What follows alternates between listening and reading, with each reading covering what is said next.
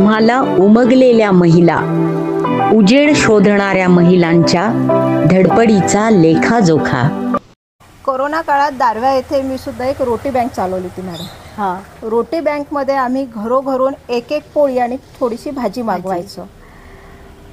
सुरुवातीला असं वाटलं की कोण, म्हणजे एक तर तो काळ असा होता की कोणी कोणाच्या संपर्कात, पण घरोघरून आम्हाला खरोखर एक पोळी आणि भाजी सुरुवातीला मिळाली. पण त्यानंतरच्या काही महिन्यात, त्या 2 वर्षाच्या काही महिन्यात सणवारसुद्धा आले. या सणवारात काही घरांनी आपण खातो तो त्यांना सुद्धा पोचले पाहिजे म्हणून शिरा, गोडधोड, भजे, वडे इतकं यायचं की ते पोचवताना सुद्धा आमच्या इथल्या माणसांची धावपळ व्हायची किंवा छान एक तो म्हणजे एक कर्म संस्कृत लागला अशी भावना जागृत होते.